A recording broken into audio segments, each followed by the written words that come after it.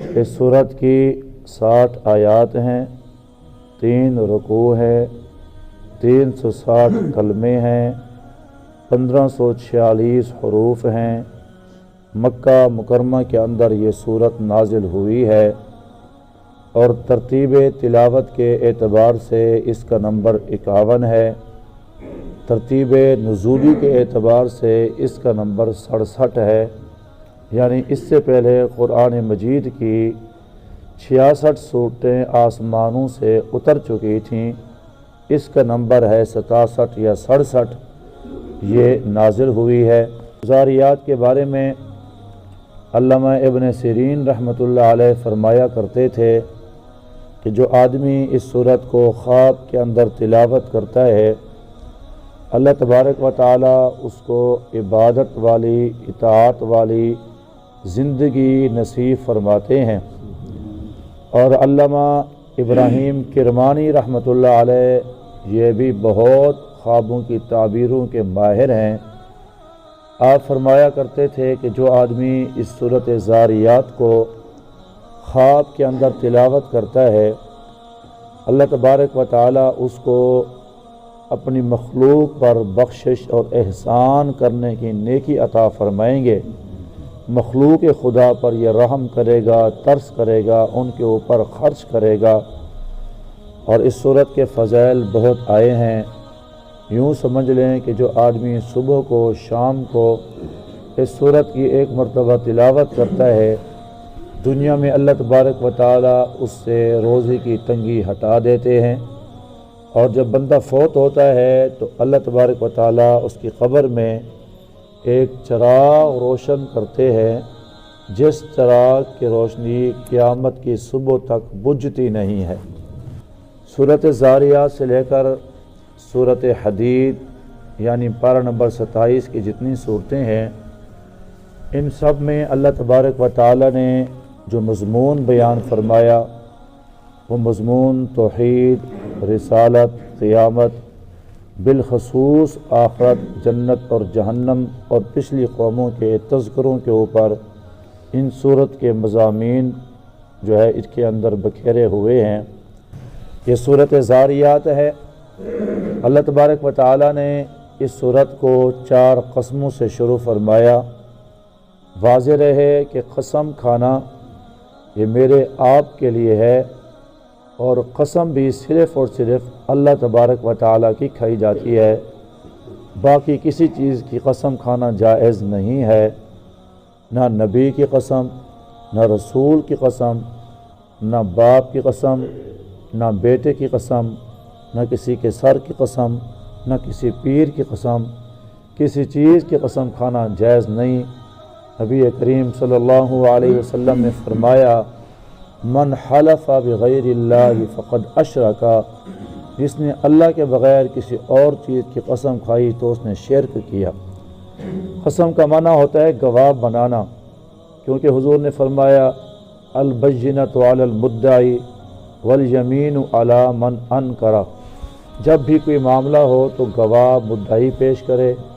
अगर मुद्दाई के पास गवाह नहीं तो मुद्दा अलैह के ज़िम्मा है कि वे वो अल्लाह को हाजिर नाज़िर जानकर, अल्लाह को गवाह बनाकर अल्लाह की कसम खाए कि मैं ये कसम खाता हूँ ये मामला किया या नहीं किया। उस बारे में कसम ली जाती है। कसम का मतलब ये होता है कि अल्लाह को गवाह बना रहा है। अल्लाह तबारक व तआला अगर ये झूठ बोल रहा है तो अल्लाह इसको झूठ पर सज़ा देने पर क़ादिर है। अल्लाह के सिवा किसी बंदे को हम हाजिर नाज़िर जानकर उसको गवाह नहीं बना सकते। सिर्फ अल्लाह की ज़ात है जिसकी हम कसम खा सकते हैं। अल्लाह तबारक व तआला जिस चीज़ की भी कसम खाए तो अल्लाह से कौन पूछ सकता है। अल्लाह जब किसी चीज़ की कसमें खाता है तो अल्लाह उस चीज़ की अहमियत बयान फरमाता है। जैसे अल्लाह ने हुजूर के चेहरे की कसम खाई, हुजूर की अहमियत बयान फरमाई। वल्लैलि इज़ा सजा, हुजूर की जुल्फ़ों की कसम खाई। अल्लाह ताला ने ला अक़सिमु बिहाज़िल बलद, मक्का शहर की अल्लाह ने कसम जो है वो खाई। इसी तरह अल्लाह ताला ने कुछ यहाँ पर भी कसमें खाई हैं और कसमें 4 उठाने के बाद अल्लाह ने इन्नमा तुअदून लसादिक़, क़यामत को अल्लाह ने बयान फरमाया। उस चीज़ की पुख्तगी की खातिर अरब के यहाँ جتنا ہی بندہ جھوٹا ہو، جتنا بندہ جھوٹا ہو، جب کسی چیز پر قسم کھا لیتا تھا سارے عرب اس بندے کے اوپر یقین کرتے تھے۔ تو یہ سورت اور یہ قرآن مکے والوں پہ نازل ہوا، تو مکے والوں کے عین مزاج کے مطابق اللہ نے قرآن اتارا۔ قیامت کو پختہ کرنے کی خاطر 4 چیزوں کی اللہ نے قسمیں کھا کے فرمایا قیامت ضرور واقع ہو کر رہے گی۔ یہی وہ صورت ہے جس میں اور مضامین میں سے ایک مضمون یہ بھی بیان کیا گیا ہے وَفِي السَّمَاءِ رِزْقُكُمْ، لوگو تمہارا رزق آسمانوں سے آتا ہے، آسمانوں میں تمہارا رب تمہارا رزق لکھتا ہے، دنیا کے کسی انسان کے ہاتھ میں تمہارا رزق نہیں ہے۔ یہی وجہ تھی امام اصمعی رحمۃ اللہ علیہ، بہت بڑے ہمارے بزرگ گزرے ہیں، فرماتے ہیں کہ ایک بندہ میرے پاس دیہات سے آیا، ان پڑھ گوار، آ کر میرے ساتھ بیٹھا، کہا امام صاحب قرآن تو سناؤ قرآن۔ تو میں نے اعوذ باللہ بسم اللہ پڑھ کے یہ صورت پڑھنا شروع کر دی، اور میں نے کہا وَفِي السَّمَاءِ رِزْقُكُمْ، تمہارا رزق آسمانوں میں ہے۔ تو کہا امام صاحب چپ کریں چپ کریں۔ میں خاموش ہوا۔ وہ گیا جس اونٹ کے اوپر آیا تھا اسی اونٹ کو ذبح کیا، فقراء کو مساکین کو بلایا، سارا گوشت ان میں تقسیم کر دیا، اور پھر آیا کہا میرا رب جب کہہ رہا ہے کہ آسمانوں پہ تمہارا رزق ہے تو میں اللہ پر اعتماد نہ کروں، میں بانٹتا جاؤں گا، اللہ پاک آسمانوں سے رزق عطا فرماتا چلا جائے گا۔ میں حیران ہوا اس بندے کے یقین پر کہ اتنا یقین، ایک مرتبہ آیت سنی اور مضبوط ہو گیا۔ پھر کافی عرصہ اس سے ملاقات نہ ہوئی۔ پھر میں حج پر گیا، دوران طواف اس دیہاتی کو میں نے دیکھا، اللہ کے گھر کا طواف بھی کر رہا تھا، رو بھی رہا تھا۔ ملاقات ہوئی، بڑا خوش ہوا۔ اس نے کہا امام صاحب اگلی آیت تو سناؤ۔ میں نے کہا سالہ سال بعد تجھے یاد آیا؟ کہا جی میں اس پر عمل کر رہا تھا۔ پھر میں نے اگلی آیت سنائی فَوَرَبِّ السَّمَاءِ وَالْأَرْضِ إِنَّهُ لَحَقٌّ، تمہارا رب کہتا ہے جو آسمانوں کا رب ہے، وہ آسمانوں کی قسم کھا کر کہتا ہے کہ ضرور قیامت واقع ہو کر رہے گی۔ اس بندے نے رو کر کہا میرے ربا تیری بات میں کیا شک ہو سکتا ہے، تو اپنی باتوں کو منوانے کی خاطر قسمیں کیوں اٹھا رہا ہے؟ تیری بات پہ مجھے یقین ہے، تو نے حق کہا، سچ کہا۔ یہ بات کہی، چیخ ماری، اور بندہ وہیں پر انتقال کر گیا۔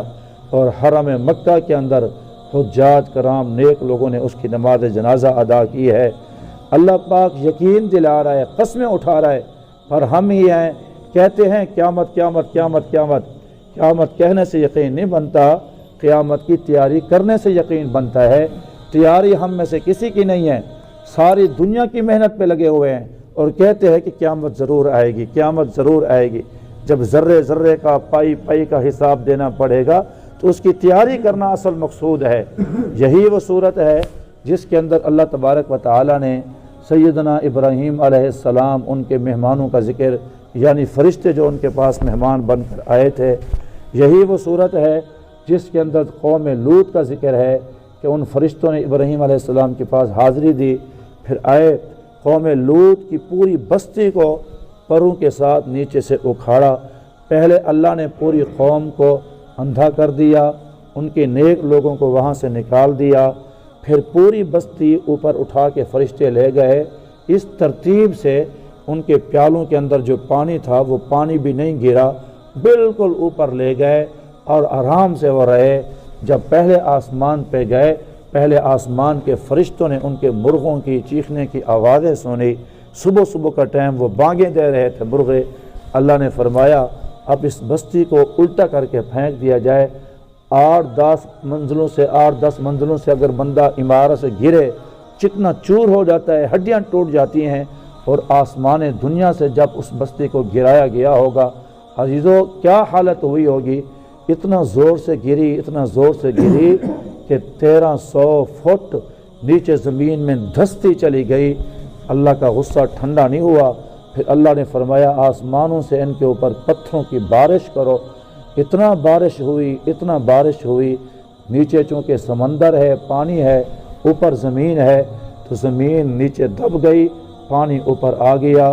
آج بحر میت، بحر لوط مشہور ہے، اور مردار سمندر کہا جاتا ہے۔ تم کوئی چیز زندہ اس کے اندر ڈالو تو مردہ وہ سمندر نکال کے دیتا ہے۔ آج تک اللہ نے اس کو عبرت کا نشان بنایا۔ ہمیں سبق دیا گیا جو بے حیا قومیں ہوتی ہیں ان کے اجالے بھی اندھیروں میں تبدیل ہو جاتے ہیں۔ جو بے حیا قومیں ہوتی ہیں وہ اپنی بازی ہار جاتی ہیں۔ بے حیا قومیں اپنی ترقی نہیں کر پاتی ہیں۔ لوط علیہ السلام کی جو قوم تھی وہ بے حیا ہو گئی تھی، ایک دوسرے کے ساتھ بد فعلی کرتی تھی۔ جس قوم کے اندر حیا داری ہوتی ہے اللہ اس معاشرے کو پاکیزہ فرما دیتے ہیں، رزق میں برکتیں عطا فرما دیتے ہیں۔ اللہ با حیا پاک دامنی والی زندگی نصیب فرمائے۔ کچھ لوگ کہتے ہیں جی ہم کوشش کرتے ہیں، عورتیں بے حیا سامنے آ جاتی ہیں، بے پرد بازاروں میں گھومتی ہیں۔ امام اعظم ابو حنیفہ رحمۃ اللہ علیہ، نعمان بن ثابت بن نعمان ہمارے امام فرماتے ہیں آپ گزر رہے تھے ایک حمام کے سامنے، ایک آدمی غسل کر کے باہر آ رہا تھا، اس نے جو پجامہ پہن رکھا تھا، جو چادر پہن رکھی تھی وہ گھٹنے سے اوپر تھی۔ امام صاحب نے فوراً اپنی نگاہیں نیچے کر لی، نگاہیں نیچے کی تو اس نے کہا ابو حنیفہ تو کب سے اندھا ہو گیا؟ کہا جب سے تو ننگا ہو گیا، جب سے تو نے گھٹنے کھول دیے، چلو تو گھٹنے کھول ہے تو میں ہی اندھا ہو جاؤں، ہم اندھے ہو جائیں، جب دیکھیں کہ عورتیں آ رہی ہیں تو اپنی نظریں جھکا لیا کریں، اور جب کوئی بھی نہ ہو۔ کیا شان ہے نبی پاک صلی اللہ علیہ وسلم کی، بڑی عجیب بات فرمائی۔ ایک صحابی رسول ہے، پوچھا حضور کتنا حصہ چھپانا فرض ہے؟ اللہ کے نبی نے فرمایا ناف سے لے کر گھٹنوں سمیت ان کا چھپانا فرض ہے۔ جو پہلوانوں کو تم کشتیاں دیکھتے ہو حرام کام ہے، یہ سارا سطر ظاہر ہوتا ہے۔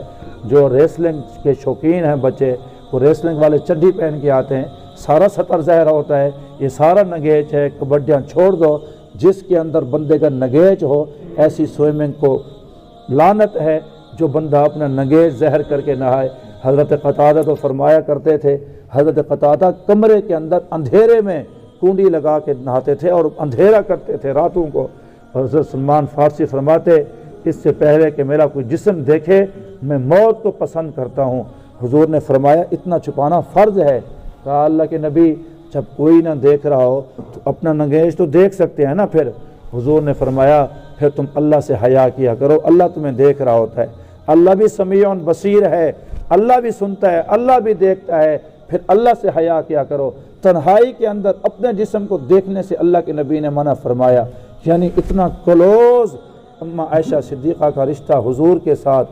ایک لحاف میں جبریل قرآن لے کر آ رہا، ساری زندگی اما عائشہ نے حضور کا سطر نہیں دیکھا، بیوی نے خاوند کا، اور اما عائشہ کا سطر پاک پیغمبر نے نہیں دیکھا۔ اتنا میاں بیوی میں پردہ ہے۔ میں آپ دیکھیں کہ ہماری زندگیاں کیسے گزر رہی ہیں۔ قوم لوط کے عذاب سے جو سبق ملا وہ یہی ہے، بے حیا قوم کبھی ترقی نہیں کر سکتی، وہ تنزلی کا شکار ہوتی ہے، اللہ کے عذاب میں گرفتار ہوتی۔ یہی وہ صورت ہے جس کے اندر مشہور آیت وَمَا خَلَقْتُ الْجِنَّ وَالْإِنسَ إِلَّا لِيَعْبُدُونَ، اللہ تعالیٰ نے انسان کو اپنا مقصد یاد دلایا کہ تجھے اے انسان تو پتھر نہیں کہ یوں پڑا رہے، درخت نہیں کہ یوں کھڑا رہے، تو اشرف المخلوقات ہے، تو اسے چاہیے کہ رب کی عبادت میں لگا رہے۔ اللہ نے اپنی عبادت کا ذوق شوق اس صورت کے اندر بتلایا۔ یہ سارے مضامین اس صورت زاریات کے اندر ہیں، تفصیل سے انشاءاللہ کل عرض کریں گے۔ دعا ہے اللہ تبارک و تعالی جو کچھ کہا سنا گیا عمل پیرا ہونے کی توفیق نصیب فرمائے۔ وآخر دعوانا ان الحمد للہ رب العالمین۔